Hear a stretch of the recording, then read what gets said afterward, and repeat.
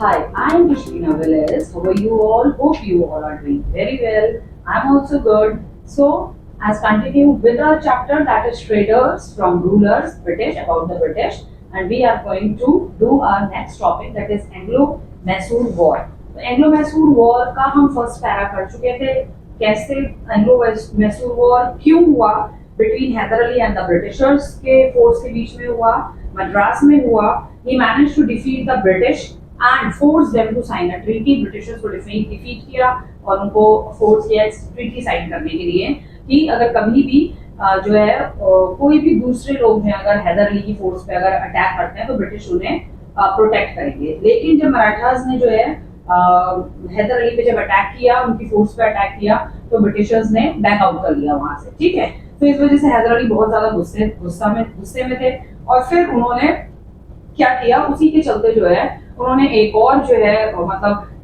War कर दी Britishers के against में। मतलब एक क्या कहते हैं क्या बोल सकते हैं आप एक और उनको ललकारा ब्रिटिशर्स को एक और वॉर के लिए जो है ललकारा। ठीक है, so that is here a topic is today Anglo Mysore war. So एक एंग्लो मैसूर वॉर हो चुकी, अब ये दूसरी थी जो कि 1779 में हुई हैदर अली और ब्रिटिशर्स के बीच में। Hyder Ali and between British के बीच में हुई। Now English captured the French position at Mahe. तो जो इंग्लिश जो थे मतलब ब्रिटिश थे उन्होंने जो फ्रांस ने जो चीजें कब्जा करी हुई थी अब ब्रिटिश ने वो फ्रांस की सारी चीजें अपने कब्जे में ले ली। वो Mahe is the name of a place which were under Hyder Ali's protection, जो कि हैदर अली की प्रोटेक्शन में थी। ये जो माहे थी हैदर अली के अंडर में थी, उसकी प्रोटेक्शन में थी, देखभाल लाइक अपने सैनिकों को भेज के देखभाल वगैरह वो लोग करते थे।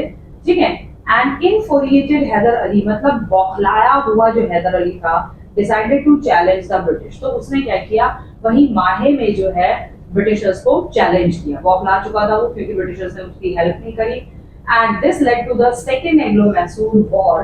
और यहीं पे हुई आपकी second Anglo Mysore war in 1780 में हुई है वॉर। ठीक है, this to be held in 1780 से आपकी चलिए 1784 तक। ठीक है, British and between Hyder Ali died in the war, but his son Tipu Sultan continued to fight against the British. In 1784 Haider Ali की डेथ हो गई इस वॉर में। ठीक है, और उसके बाद हैदर अली की डेथ के बाद जो है टीपू सुल्तान ने सारा चीजें जो है संभाली उनके बेटे ने।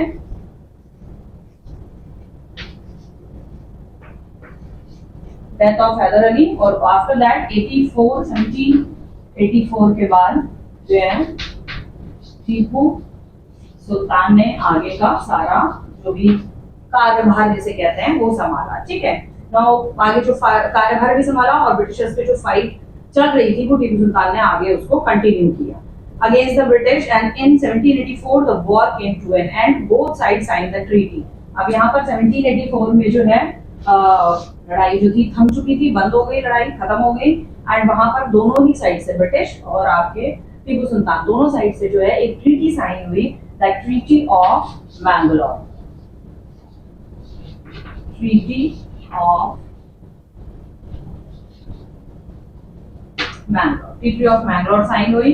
Agree to return conquered territory. ये ट्रीटी ऑफ मैंगलोर में क्या था कि जो भी चीजें जो भी प्लेसेस जो है ब्रिटिश ने कैप्चर करी हुई हैं टीपू सुल्तान और हैदर अली की वो कॉन्कर्ड टेरिटरी इनको वापस करेगा ब्रिटिशर्स। ठीक है, ब्रिटिश इनको वापस करेंगे। 1785 में Tipu Sultan ban the export of sandalwood and spices through the port under his control.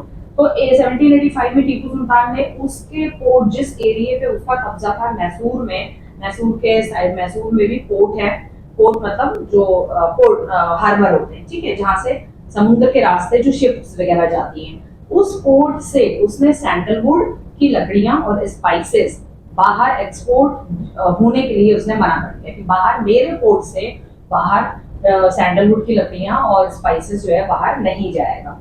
ठीक है, he also prohibited local merchants from trading with the Britishers। और जो लोकल मर्चेंट्स थे उसके एरिया के जो भी मर्चेंट्स थे जो ट्रेड कर रहे थे, प्राइवेटली ट्रेड कर रहे थे ब्रिटिशर्स के साथ, उसको उन्होंने साफ मना कर दिया कि आप ब्रिटिशर्स के साथ ट्रेड नहीं करेंगे।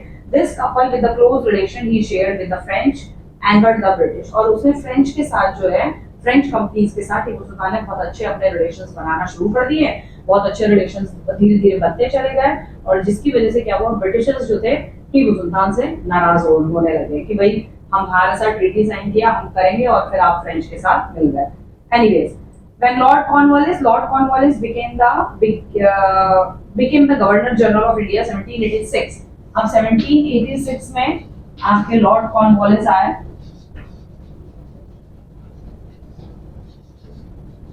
लॉर्ड कॉर्नवालिस जो कि इंडिया के गवर्नर जनरल बने, ठीक है, गवर्नर जनरल बने लॉर्ड कॉर्नवालिस। इन्होंने क्या किया, इन्होंने एक नई चीज और निकाली of India, he decided to challenge Tipu's power.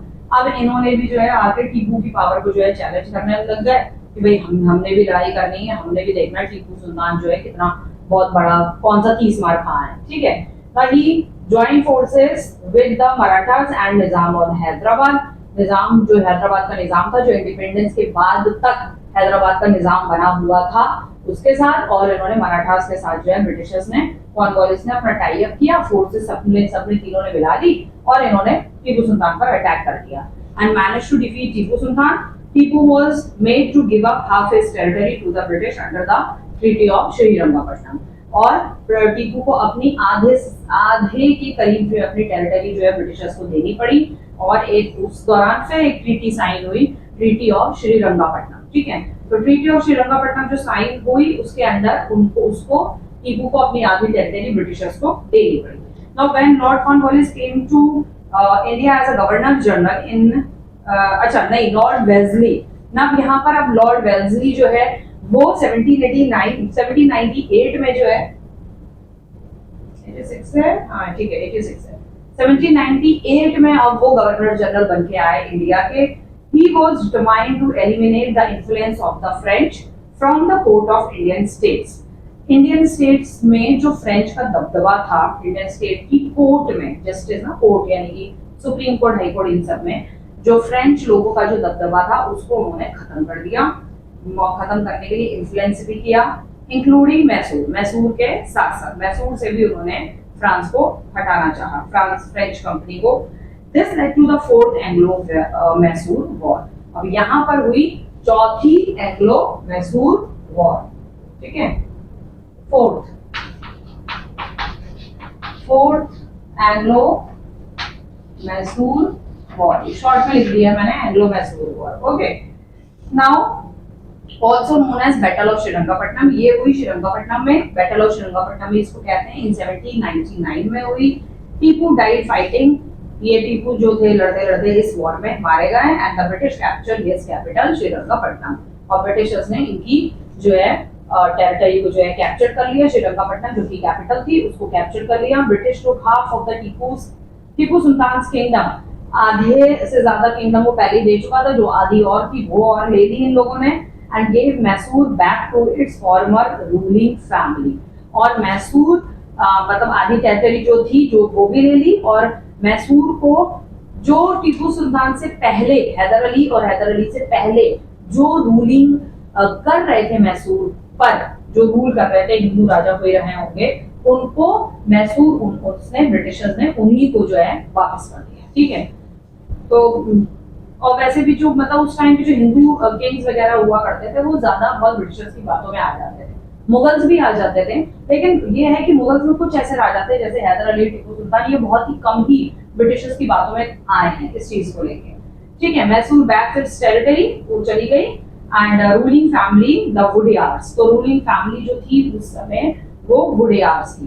They also force the new ruler of Mysore to enter into subsidiary alliance. अब मैसूर के जो नए रूलर थे यानी कि वुडियार्स, तो वुडियार्स को बोला कि आप जो है हमारे साथ इस ट्रीटी को साइन करिए, enter into a subsidiary alliance. Subsidiary alliance में उनको घुसाड़ दिया, मतलब उनको जबरदस्ती जो है बोला कि सब्सिडरी अलायंस में आप घुस जाइए, ये ट्रीटी आप हमारे साथ मिलके साइन करिए, ठीक है। अब सब्सिडियरी लाइंस क्या है, शॉर्ट में मैंने पहले आपको बताया हुआ है, अभी आगे हम इसके बारे में डिटेल में पढ़ेंगे। Okay, so war with the Marathas. अब आती है यहाँ पर आपकी मराठास के साथ जो है ब्रिटिशर्स की जो भी वॉर्स हुई है, मराठास के साथ जो कौन कौन सी वॉर्स हुई है।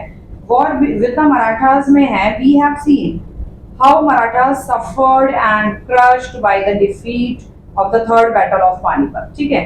तो ये जो आपका थर्ड बैटल ऑफ पानीपत है, इसमें भी आपने देखा ही है, मराठास वगैरह काफी जो है इन लोगों ने फाइट वगैरह करी है, ठीक है। तो अब ब्रिटिशर्स ने फिर से मराठास के साथ वॉर किया। पहले ब्रिटिशर्स ने मराठास को अपने साथ मिलाया, क्योंकि ये लोग क्या करते थे, धीरे धीरे एक दूसरे किंग को अपने साथ मिलाते थे और उन लोगों के साथ फाइट एंड ऑल दैट ये सब करते थे, ठीक है। अब हम देखते हैं war with Marathas.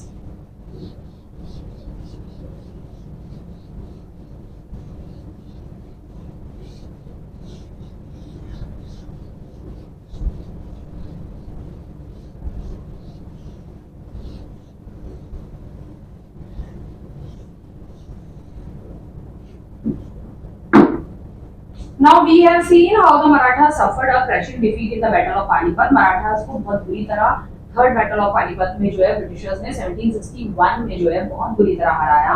After the battle, their territory was divided into many states ruled by different chiefs such as Sindhyas, Gaikwad, Holkar and Bhosle.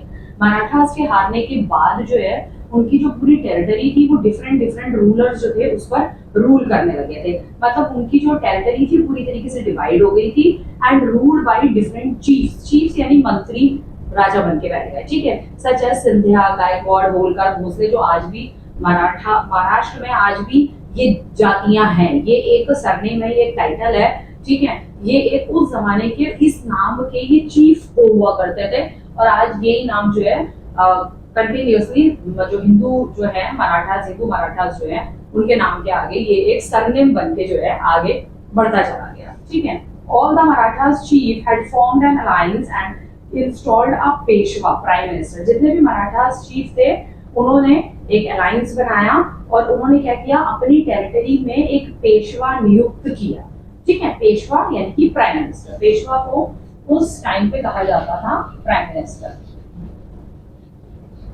Peshwa that is prime minister, prime minister, okay. At it heads, मतलब जो area का जो head होता है वो पेशवा होगा। The Peshwa who was based in Pune, Peshwa ज्यादातर पुणे में रहते थे। Looked after the administration and military affair of the alliance, तो वो जो है who have look after the administration, सारा एडमिनिस्ट्रेशन देखते थे और जो मिलिट्री अफेयर्स है यानी आर्मी वगैरह को देखते थे और जो भी एडमिनिस्ट्रेशन कैसे किसी एरिया को चलाना है, स्टेट्स को कैसे चलाना है, ये सारी चीजें पेशवा देखते हैं, ठीक है। The British had to fight several wars with the Marathas in order to establish their dominance in territories south of the Vindhya. तो ब्रिटिशर्स ने बहुत सारी लड़ाइयां लड़ी मराठास के साथ, क्या हिंदुस्तान के हर एक बंदे के साथ उस टाइम पर, ठीक है। मुगल्स, मराठास एंड बहुत सारी फाइट्स, ठीक है। फ्रेंच, डच एंड पोर्चुगीज के साथ भी। तो क्यों यहाँ पर भी मराठास के साथ बहुत लड़ाइयां हुई हैं, इनकी अपनी सुपरमेसी डेवलप करने के लिए, अपना डोमिनेंस एस्टैब्लिश करने के लिए in territories of south of the Vindhya, यानी कि जो विंध्या हमारी रेंज है उसके साउथ में, वहां पर ये लोग सब पेशवा रहते थे। तो उसके साउथ में अपनी टेरिटरी बनाने के लिए उन्होंने मराठास के साथ वॉर करी बहुत सारी। अब आती है आपकी next Anglo Maratha war. Anglo Maratha war हम लोग देखेंगे यहाँ पर कि मराठास के साथ, एंग्लो यानी ब्रिटिश, ठीक है।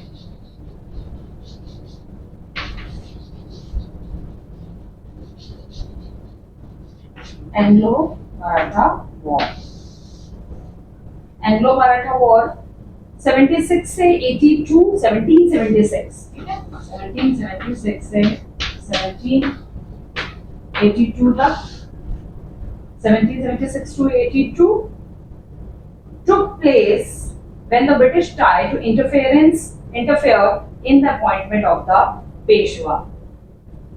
Took place when the British tried।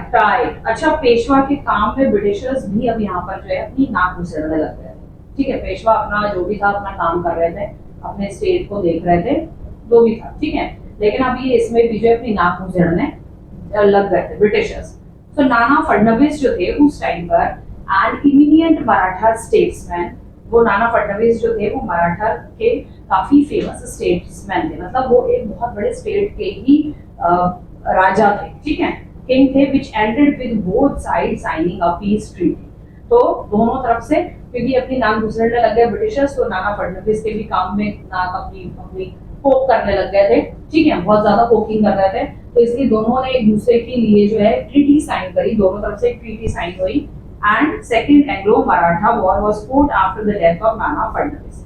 एक ट्रीटी तो साइन हो गई, पीस ट्रीटी की, कोई भी किसी को डिस्टर्ब नहीं करेगा, लेकिन उसके बाद जब नाना फडणवीस की डेथ हो गई तब जो है सेकंड एंग्लो मराठा वॉर हुई ब्रिटिशर्स की और मराठास की, ठीक है। By the end of the war, the British managed to gain control of Maratha territories. जब तक वॉर खत्म हुई तब तक ब्रिटिशर्स ने मराठा टेरिटरीज को पूरा कैप्चर कर रखा था। North of the river Yamuna capture कर लिया था, sorry, north of the Yamuna river के पास, including Agra and Delhi. In the third Anglo Maratha war जो थी वो 1817 से 1819 के 2 साल तक हुई। The British successfully managed to subdue the Maratha को बहुत सक्सेसफुली इन्होंने अपने अंडर में कैप्चर कर लिया, उनकी सारी टेरिटरीज जो है उनसे छीन ली and gain control to large part of their territory, और उनकी लार्ज बड़ी से बड़ी टेरिटरी पे अपना कंट्रोल जो था वो गेन कर लिया ब्रिटिशर्स ने। दे आल्सो फोर्स द पेशवा को भी फोर्स किया टू लीव पुणे, ताकि वो पुणे छोड़ के चले जाएं। Agree to give him a pension, सिर्फ उनसे इतना वादा किया कि हम उनको पेंशन देंगे, ब्रिटिशर्स उनको पेंशन देंगे। From the manner in which the Maratha were suppressed, जिस तरीके से मराठास को सप्रेस्ड किया गया था, जिस तरह से मराठास को खत्म किया गया था, ये वही मराठास थे जिन्होंने इन्हीं ब्रिटिशर्स के साथ और निजाम और हैदराबाद के साथ मिलकर इन्होंने टीपू सुल्तान को अपनी फोर्स मराठास ने अपनी फोर्स दी ब्रिटिशर्स को, और निजाम और हैदराबाद मिलकर तीनों ने मिलकर जो है टीपू सुल्तान को जो है हरा दिया और मार दिया। अगर ये ऐसा नहीं करते तो इनकी टेरिटरी इनके पास रहती और टीपू सुल्तान की टेरिटरी उनके पास रहती। लेकिन वही है ना स्टोरी, मतलब जो फिर हिस्ट्री कैसे बनेगी फिर। Anyways, it is clear that the British began pursuing a more aggressive policy for gaining control of territories from the early 19th century. तो स्टार्टिंग की अर्ली 19th सेंचुरी में इस बात से, जिस तरीके से इन्होंने मराठास को सप्रेस किया, इससे ये समझ में आ रहा था कि ब्रिटिशर्स जो थे अब अर्ली 19th सेंचुरी में, लेट 19th सेंचुरी में ये बहुत ही ज़्यादा एग्रेसिव पॉलिसीज़ अपना रहे थे दूसरे की टेरिटरीज़, जितने भी अदर किंग्स की टेरिटरीज़ थी उनको अपने अंडर में करने के लिए। जितने भी ज़्यादा से ज़्यादा इनको एग्रेसिव पॉलिसीज़ कर सकते थे वो एग्रेसिव पॉलिसीज़ इन्होंने करी, और बाकी जितनी भी टेरिटरीज़ थी उनको अपने अंडर में की, हर तरीके की। तो नेक्स्ट है हमारा that British expand control through subsidiary alliance. अब ब्रिटिशर्स ने क्या किया, सब्सिडरी अलायंस नई इन्होंने ये पॉलिसी निकाली, और इस पॉलिसी के थ्रू इन्होंने बहुत सारी टेरिटरीज को जो है अपने अंडर में कर लिया। अब सब्सिडरी अलायंस जो थी वो क्या पॉलिसी थी,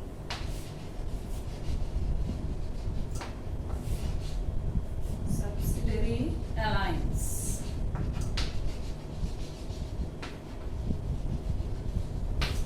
सब्सिडरी अलायंस क्या पॉलिसी थी, लॉर्ड वेल्सले ने ये स्टार्ट करी थी subsidiary alliance, who was appointed the governor general of India, जिनको गवर्नर जनरल बताया था मैंने आपको 1798 में इन्हें जो है गवर्नर जनरल बनाया था Lord Wellesley, yes 1798 Lord Wellesley, ठीक है, गवर्नर जनरल बने। Expand British control through subsidiary alliance. अब एक ये जो पॉलिसी इन्होंने एग्रेसिव पॉलिसी निकाली सब्सिडरी अलायंस, इसके थ्रू बाकी टेरिटरीज को ब्रिटिश कंट्रोल के अंडर में करना चाहते थे। एंड द डायरेक्ट कॉन्क्वेस्ट, अब ये डायरेक्ट कॉन्क्वेस्ट कर रहे थे, अब ये डायरेक्ट जो है हमला कर रहे थे, ठीक है। We have seen how the Nawab of Awadh Shuja-ud-Daula was forced into the subsidiary alliance। अब यहाँ पर हम देखते हैं जो अवध के जो नवाब थे सुजाउद्दौला, उनको किस तरीके से जबरदस्ती सब्सिडरी अलायंस पॉलिसी में जो है घुसाया गया। लाइक कैसे, after the battle of the Buxar 1764, battle of Buxar के बाद 1801 में ही had to give up half of his kingdom to the company, आधे से ज्यादा उसको अपनी कंपनी जो है ब्रिटिशर्स को देनी पड़ी, फॉर फेलिंग टू पे the money for his protection, ठीक है। और वो लोग जो है उनकी प्रोटेक्शन के लिए पैसा पे करेंगे। कौन? ब्रिटिश उनको प्रोटेक्शन के लिए पैसा देगा, ठीक है, और जो है ये अपनी पूरी half of the territory, half से ज्यादा टेरिटरी ब्रिटिशर्स को दे दिया। We know that after the Aurangzeb की डेथ के बाद चिनक्लिज खान और निजाम उल मुल्क Asaf Jha had declare himself the Nawab of Hyderabad. ये वही निजाम है असफ झा जो टिल इंडिपेंडेंस के बाद तक जो थे ये निजाम ऑफ हैदराबाद बन के रहना चाहते थे। ये हैदराबाद को एक अलग कंट्री पूरी तरीके से बनाना चाहते थे। बट आफ्टर द इंडिपेंडेंस के बाद जब जवाहरलाल नेहरू प्राइम मिनिस्टर बने, बहुत ज्यादा बात करी गई और जम्मू कश्मीर का भी यही था। रंजीत सिंह जो थे वहां के वो भी अलग कंट्री जम्मू कश्मीर को बनाना चाहते थे, ठीक है। बहुत बातचीत करी, नहीं इन लोगों ने सुना, क्योंकि हैदराबाद इंडिया के बिल्कुल बीचों बीच में था, उसे अलग कंट्री नहीं बनाया जा सकता था। सरदार वल्लभ भाई पटेल ने पूरी 600 जो आपके स्टेट्स थे उनको 25 स्टेट्स में, स्टार्टिंग में 25-26 स्टेट्स में जो है कंक्लूड किया। तो हैदराबाद का ये जो निजाम थे, हैदराबाद को जो है क्या किया गया, फोर्सफुली जो है इंडियन आर्मी ने जो है निजाम को हटाया वहां से और हैदराबाद को जो है इंक्लूड कर दिया आपके आंध्र प्रदेश में एज अ कैपिटल, उसको वो कर दिया, ठीक है। तो ये वही निजाम ऑफ हैदराबाद असफ झा थे। तो इनकी डेथ के बाद we know that after the death of the Aurangzeb की डेथ के बाद चिनक्लिज खान और निजाम उल मुल्क Asaf Jha had declare himself the Nawab of Hyderabad. इन्होंने अपने आप को निजाम ऑफ हैदराबाद डिक्लेयर कर दिया आफ्टर असफ झा's डेथ। अब असफ झा की डेथ के बाद his successor was made to sign a subsidiary alliance. अब इनके जो सक्सेसर आए, इसके बाद जो राजा बने, उनको सब्सिडरी अलायंस पर जो है साइन करना पड़ा। ब्रिटिशर्स की जो ये पॉलिसी थी with the British, he failed to pay them, क्योंकि ये भी जो थे उनको ब्रिटिशर्स को पैसा देने में फेल हो गए। तो जब ये पैसा देने में फेल हो जाते थे तो ब्रिटिश क्या करते थे कि उनकी टेरिटरी जो है सब्सिडरी अलायंस ट्रीटी के तहत उनकी टेरिटरी अपने कंट्रोल में ले लेते। तो ये भी नहीं दे पाए, उनको पैसा नहीं दे पाए, and had to hand over some territories to them as penalty के तौर पे जो है उनको दे दिया इन्होंने। The ruler of the Mysore का रूलर, लेटर मराठास के रूलर्स एंड द राजपूत ने भी बाद में also enter into subsidiary alliance with the Britishers के साथ ये भी सबके सब सब्सिडरी अलायंस में कूद पड़े। ब्रिटिशर्स ने जबरदस्ती कुदा दिया, इनको घुसा दिया सब्सिडरी अलायंस में। In this way, subsidiary alliance allow the British to establish their supremacy over many part of the country. और इस तरीके से ब्रिटिशर्स ने इस सब्सिडरी अलायंस पॉलिसी की जो है मदद से जो है बहुत सारी इंडियन टेरिटरी जो कि कई हिंदू राजाओं के पास थी, मराठास, राजपूत और आपके कौन है मैसूर, इनके हिंदू किंग्स के पास थी, बहुत सारे मुगल किंग्स के पास जो उनकी टेरिटरी थी वो ब्रिटिशर्स ने अपनी टेरिटरी में जो है इस तरीके से इंक्लूड कर दिया इसको अपनी टेरिटरी में, ठीक है। सो ये थी आपकी सब्सिडरी अलायंस। ओके, नेक्स्ट है आपकी more annexation under the policy of paramountcy. Paramountcy की पॉलिसी क्या थी? When Lord Hastings became the governor general, मतलब जो गवर्नर जनरल इंडिया का नया बन के आता गया वो नई पॉलिसीज जो है लेकर आता गया। इंडियन टेरिटरीज जो हिंदू किंग्स और मुगल किंग्स के पास थी उन टेरिटरीज को अपने अंडर में मिलाने के लिए कोई ना कोई नई पॉलिसीज ब्रिटिशर्स लेकर आते रहे। Whosoever the new governor general of India, अब ये जो न्यू गवर्नर जनरल आया, what he had decided to do with the Indian territories or bring a new kind of a policy, that is a paramountcy policy. Paramountcy policy, Lord Hastings became the journal in 1813.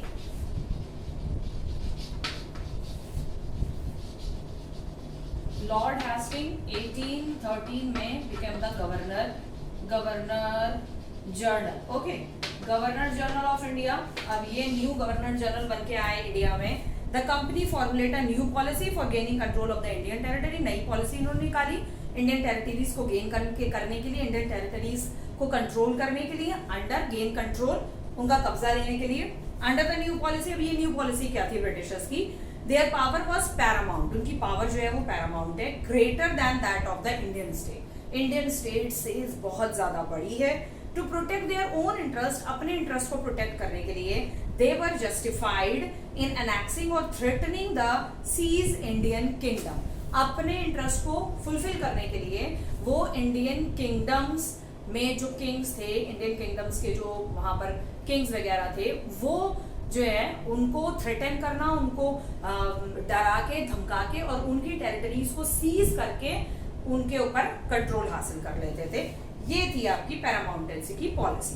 The policy was used to justify annexation, मतलब justify करते थे, नहीं आपने ये नहीं किया तो इसलिए जो है हम आपकी टेरिटरी ले रहे हैं, कोई हम जबरदस्ती नहीं ले रहे हैं, आप ये फुलफिल नहीं कर पाए इसलिए हम आपकी टेरिटरी वापस ले रहे हैं, ठीक है। तो annexation of Punjab, Sindh, Afghanistan in 1830, at the time the British had begun worrying about the growing power of Russia. उस समय रशिया की पावर जो थी बहुत ज्यादा बढ़ती चली जा रही थी। रशिया बहुत बड़ा था, जो कि कहा जाता था अर्लियर, उसको कहा जाता था दैट इज यूएसएसआर, ठीक है। तो यूएसएसआर का फुल फॉर्म है that is the union Soviet, इसका भी अभी मुझे ये थोड़ा सा ध्यान नहीं है, एंड रशिया। तो ये बहुत सारी कंट्रीज मिल के जो है यूएसएसआर बहुत बड़ा था। आज जो आप रशिया देख रहे हैं वो रशिया पहले नहीं था। पहले रशिया की जो एरिया था, रशिया का जो एरिया था वो बहुत बड़ा था। जो जिस रशिया से, जिस यूक्रेन से आज रशिया लड़ रहा है वो यूक्रेन रशिया का ही हिस्सा था। यूक्रेन, बेलारूस, एस्टोनिया, एंटोनिया, ये सारे जो है इसी के थे। मंगोलिया ये रशिया का ही हिस्सा था, रशिया का ही पार्ट था। और रशिया को जो है अमेरिका ने, but obvious America also wanted to become a super power of the world, and here Russia is also wanted to become a super power in the world. Okay, so America destroy Russia very badly and divided the Russia in so many countries, so many small countries like Belarus, Ukraine, Estonia, Antonia. These are the very small countries जो कि Russia के सामने कहीं नहीं टिकती है, कहीं भी नहीं टिकती है। Even America is also afraid from Russia. Okay, Russia से अमेरिका भी डरता है। Even the China, even the any of the world's largest और the strongest country, the world super power is the America and Russia. तो still America is also afraid from Russia, ठीक है। तो उस टाइम पे तो रशिया की power और बहुत ज्यादा बढ़ रही थी। इवन यूनाइटेड किंगडम, जो ब्रिटिशर्स आज हम पढ़ रहे हैं जिन ब्रिटिशर्स के बारे में, they are also afraid of Russia.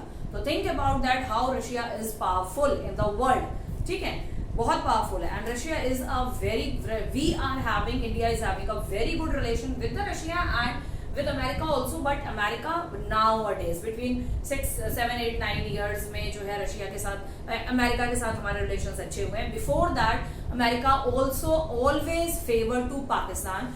America gives all the arms and ammunition to Pakistan to fight with India. America Pakistan को सारे हथियार, आर्म्स एंड एम्यूनिशन देता था इंडिया से लड़ने के लिए।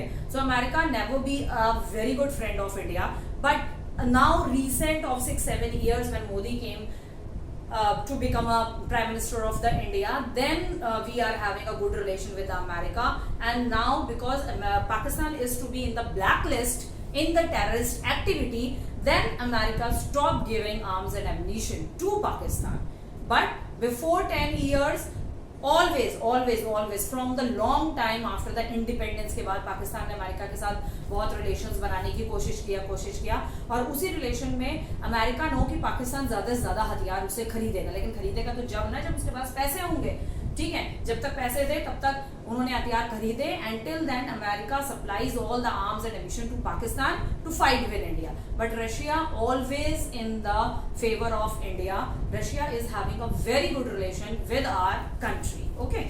सो दैट इज वाई यहाँ पर जो है ब्रिटिशर्स जो भी रशिया की जो बढ़ती पावर थी उससे जो थे बहुत ज्यादा डरने लगे। They feared Russian could easily enter India. उनको ये लगता था कि रशिया जो है इजिली इंडिया में एंटर कर जाएगा from the north west and gain control of their territories in the sub continent, और इंडियन टेरिटरीज को अपने कंट्रोल में ले लेगा। उस समय था रशिया का कंट्रोल करना नहीं करना, लेकिन रशिया कभी इंडिया में इतना नहीं घुसा, अपनी मतलब इंडिया पे कब्जा करने के लिए ऐसा कभी नहीं घुसा। With this view, the British waged a war against Afghanistan. इसी के चलते ब्रिटिशर्स ने अफगानिस्तान के अगेंस्ट जो है वॉर छेड़ दी and manage to stablish indirect rule over region, और इन प्लेसेस पे इनडायरेक्टली रूल करना स्टार्ट कर दिया। Next they took over the Sindh, और उसके बाद सिंध को भी इन्होंने अपने कब्जे में ले लिया।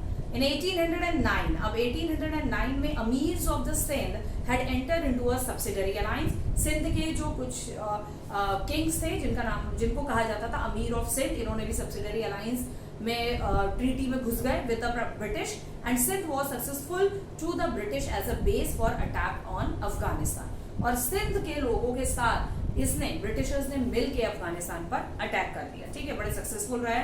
बट इन 1843 में disregarding the 1809 treaty the British to complete control of Sindh. और ट्रीटी कुछ ट्रीटी थी इनकी 1809 में जो ट्रीटी थी उस ट्रीटी के अंतर्गत इन्होंने ब्रिटिशर्स के ऊपर पूरा ब्रिटिशर्स ने सिंध के ऊपर पूरा कंट्रोल कर लिया, complete control and began eyeing Punjab. और पंजाब की तरफ जो है इनकी आंखें लड़ी रही कि कब हमें मौका मिले और कब हम पंजाब पर पूरी तरीके से कंट्रोल कर लें, ठीक है। However, Maharaja Ranjit Singh manage to keep the British away. लेकिन महाराजा रंजीत सिंह जो थे वो पंजाब के राजा थे, पंजाब के किंग थे, उन्होंने ब्रिटिशर्स को पंजाब से दूर रखा, जितनी कोशिश हो सकी उतना उन्होंने दूर रखा। आफ्टर हिज डेथ, लेकिन रंजीत सिंह की डेथ के बाद British fought 2 wars with the Punjab के साथ इन्होंने 2 वॉर लड़ी and with the Sikhs and manage to annex Punjab. सिखों के साथ इन्होंने 2 वॉर लड़ी और 2 वॉर थी आपकी 1845 से लेकर 1846 एक साल चली और उसके बाद 1848 से 1849 तक। और सिखों को इन्होंने हराया and manage to annex Punjab, और पंजाब को कैप्चर करने में ये कामयाब रहे। तो ब्रिटिशर्स की फोर्स बहुत ज़्यादा अच्छी थी उस टाइम पे। अगर हम बात करें तो हमारे सारे अगर किंग्स वगैरह मुगल और हिंदू जितने राजा थे अगर मिल जाते तो शायद ब्रिटिशर्स को हरा सकते थे, लेकिन ये लोग बहुत ही दिमाग से गेम खेलते थे। मुगल्स को अलग करना, हिंदू राजाओं को एक दूसरे के साथ फाइट करवाना, मुगल्स को एक दूसरे के साथ फाइट करवाना, ठीक है, ये सारी इनकी पॉलिसीज बहुत ज़्यादा थी। So next topic is एंग्लो-सिख war. उसके बाद एक टॉपिक हमारा और है and then chapter is going to be finished out. Okay, so today we are going to do the topic Anglo-Sikh War. So after Ranjit Singh's death, Ranjit Singh के बारे में हमने पहले पढ़ा हुआ था, पहले वीडियोस में हमने पढ़ा हुआ है, ठीक है, कि रंजीत सिंह ने जो है किस तरीके से ब्रिटिशर्स से उसकी फाइट हुई है, किस तरीके से उसके अमीर के सिंध के जो किंग्स थे उनसे कैसे फाइट हुई है, अफगानिस्तान पे ब्रिटिशर्स ने इनके साथ जो है मिलके किस तरीके से इन्होंने अटैक किया, based for attack on Afghanistan, ठीक है। फिर 1843 में disregarding 1909 treaty British to complete control over Sindh and began eyeing Punjab की तरफ वो देखने लगे। और फाइनली महाराजा रंजीत सिंह से ब्रिटिशर्स की लड़ाई हुई और ब्रिटिशर्स ने उनको खत्म कर दिया। सो एंग्लो-सिख war after Ranjit Singh death, Ranjit Singh की डेथ के बाद the Khalsa had became quite powerful in Punjab. अब खालसा एक नया ग्रुप जो है वो बन के आया था और खालसा जो ग्रुप था वो काफ़ी ज़्यादा जो है स्ट्रॉन्ग माना जाता था पंजाब के अंदर, काफ़ी पावरफुल जो था ग्रुप था ये। So Khalsa were the Sikh element in the Punjab army के अंदर जो थे ये सिखों की एक आर्मी थी, ठीक है। पंजाब आर्मी के अंदर सिखों की बहुत इम्पॉर्टेंट और बहुत पावरफुल आर्मी जो है इसको माना जाता था, ठीक है। सो first Anglo-Sikh war was fought between the Khalsa and the British. So first Anglo-Sikh war was fought between the Khalsa and the British. तो पहली Anglo-Sikh war जो हुई थी वो ब्रिटिशर्स और खालसा के बीच में हुई थी। ब्रिटिश एंड खालसा के बीच हुई first Anglo-Sikh war. Okay, that was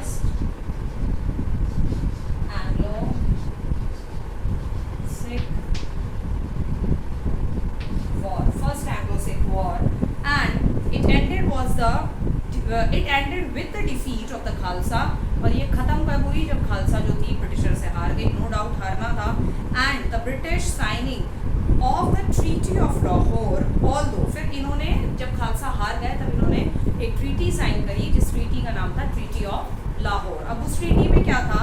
although the British recognise Duleep Singh को इन्होंने रिकॉग्नाइज कर लिया था, जो कि खालसा पंथ में ही थे, खालसा जो आर्मी थी इनकी उसी में ही थे Duleep Singh the son of Ranjit Singh, और ये थे रंजीत सिंह के बेटे। तो ब्रिटिशर्स ने इनको रिकॉग्नाइज यानी कि पहचान लिया था कि ये रंजीत सिंह का ही बेटा है तो उनसे बदला लेगा, ठीक है, इस बात को लेके।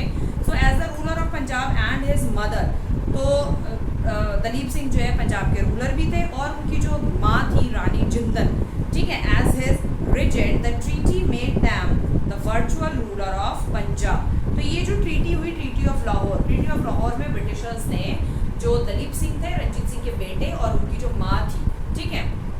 रानी जिंदल, उनको वर्चुअल जो है रूलर बना दिया पंजाब का। वर्चुअल रूलर आपको पता ही होगा, वर्चुअल मतलब नाम के लिए उनको जो है रूलर बना दिया। द खालसा वर अनहैप्पी, इस बात को लेके खालसा जो थे बहुत ही ज़्यादा खुश नहीं थे, दुखी थे with the British domination and presence in Punjab. British की डोमिनेशन मतलब डोमिनेंस उनकी जो बनी हुई थी, जो उनका जो है ना वो कहते हैं ना इनका वर्चस्व बना हुआ था पंजाब के ऊपर, इस चीज़ को लेके खालसा बहुत ही नाराज़ थे ब्रिटिशर्स से, और साथ ही उनकी प्रेजेंस, क्योंकि ब्रिटिशर्स पंजाब में घूमते फिरते रहते थे तो उनकी प्रेजेंस से भी उनको जो है बहुत सारी प्रॉब्लम थी। ठीक है, कि वो यहाँ पर पंजाब में ना रहे, वो चाहते थे ब्रिटिशर्स पंजाब में ना रहे। तो Khalsa were unhappy and they challenge the British again 1848। तो खालसा ने ब्रिटिशर्स को फिर 1848 में जो है चैलेंज किया। कब?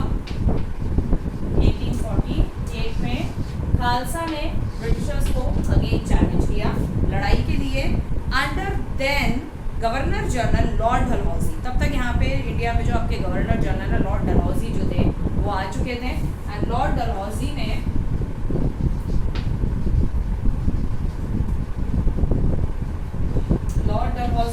गवर्नर जनरल थे, ठीक है, governor general, I am not writing whole of the journal, okay, you can understand with this.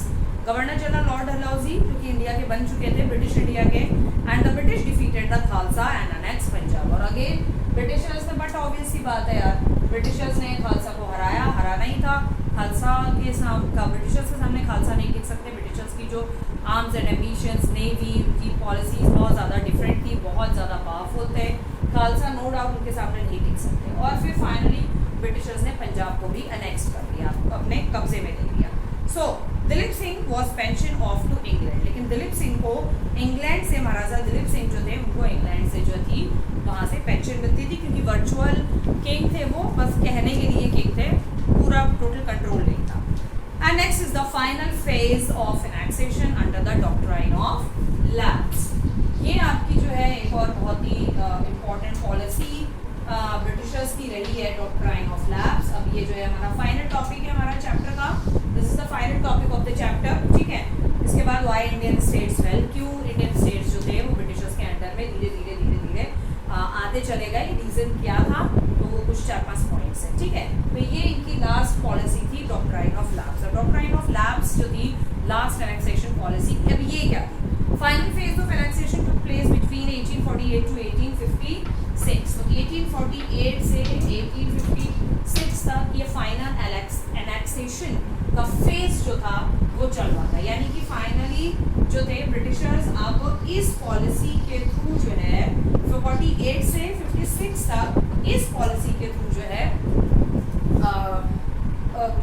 जो स्टेट्स हैं उनको अपने कंट्रोल में, अपने अंडर में करना उन्होंने शुरू किया। तो फाइनल यही थी doctrine of lapse policy. Now what is doctrine of lapse policy? With the help of a policy known as the doctrine of lapse was devised by the Lord Dalhousie. किसने स्टार्ट करी? ये लॉर्ड डलहौजी ने ये policy start करी। was who took over the Governor General of India? 1848 में ये governor general थे।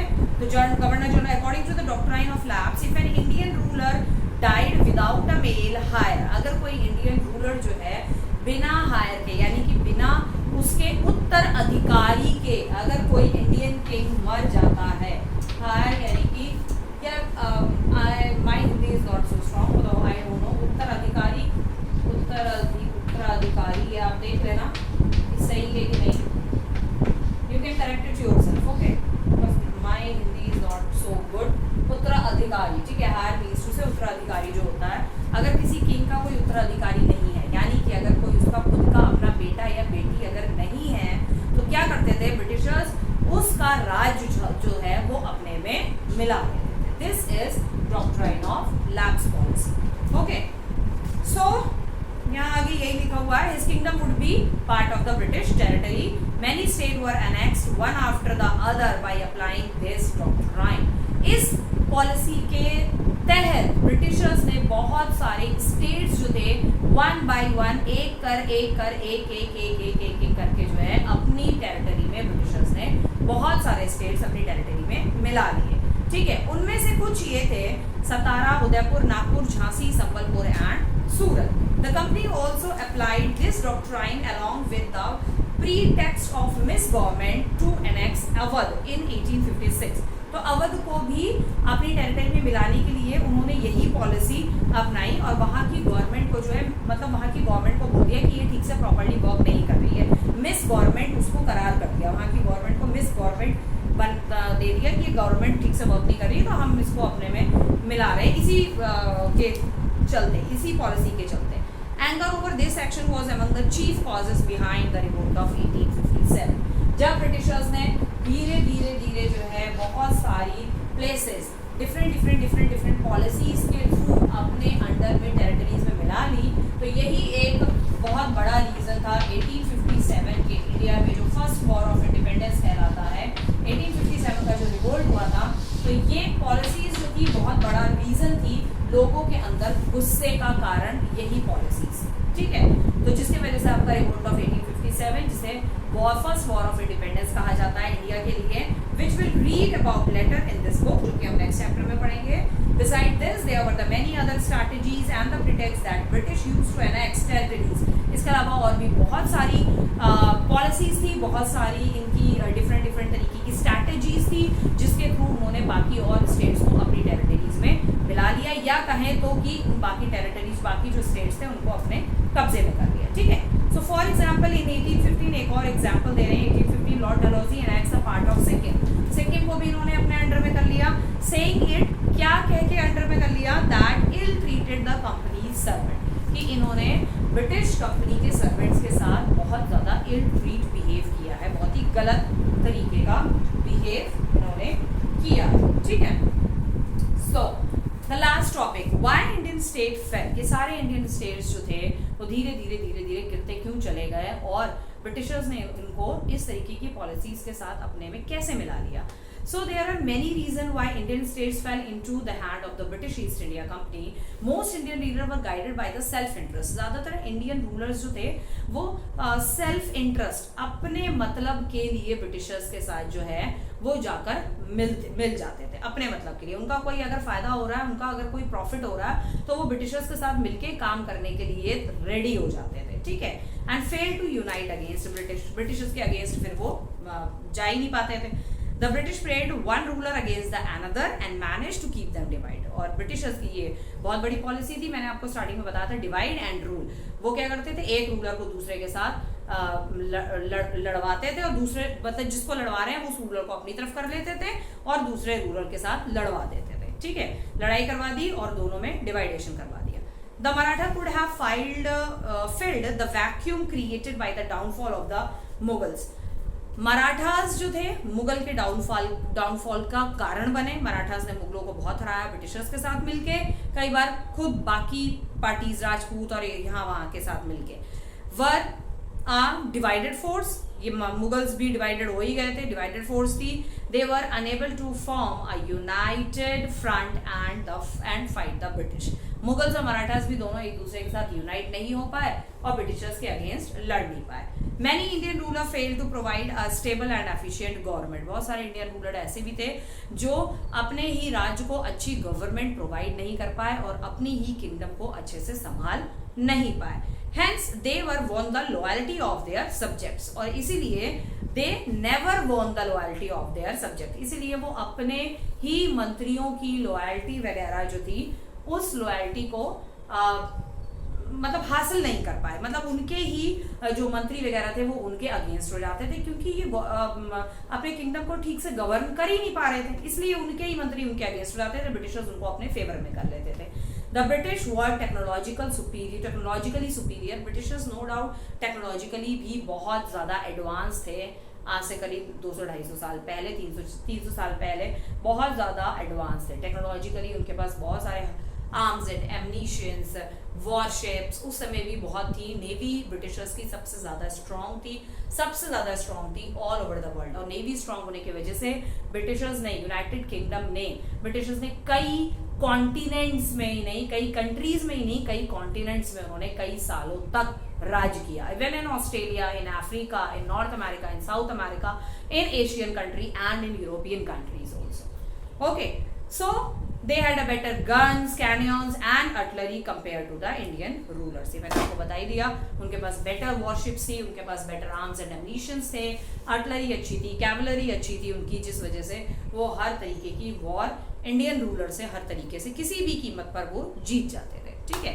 So this your whole chapter, second chapter.